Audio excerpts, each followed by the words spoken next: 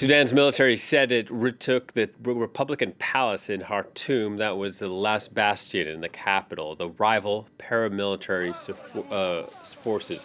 Social media videos showed its soldiers inside the palace, appearing to be partly in ruins.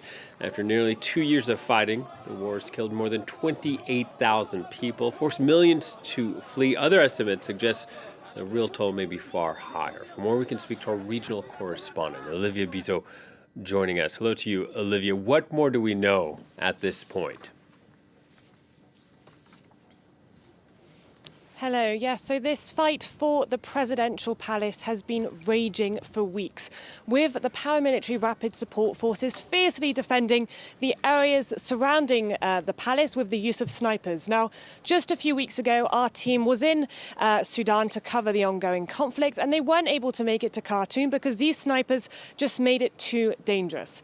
Now, last Saturday, RSF leader Hemedti said that the RSF, his forces, would never leave the presidential palace, and he urged his troops to continue the fight.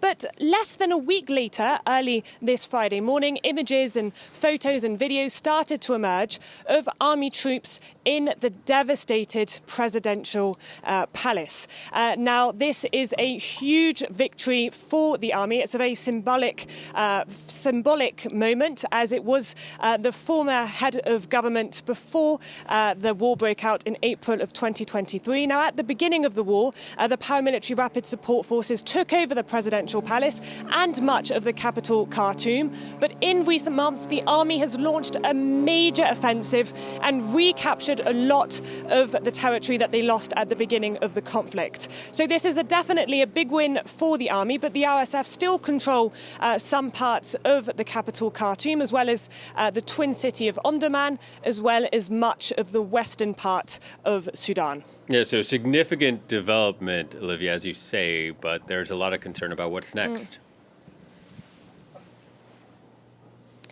Exactly. This is a big win for the army, but it's definitely not the end of the war. Far from it. Now, the RSF still controls large parts of the western part of the country, especially most of the Darfur region. And just last month, the RSF and 24 allied entities were here in Nairobi to sign a constitution aimed at putting in place a parallel government in areas under its control. Now, this raised fears that these current divisions could become permanent and that the country could potentially split in two. Now, this takeover from the army definitely reinforces these fears as well. And so the worst hit by the fighting are definitely ordinary Sudanese. The war has seen tens of thousands of people killed since it broke out. Millions of people have been displaced, and famine has hit large parts of the country. The UN has called it the world's worst humanitarian crisis.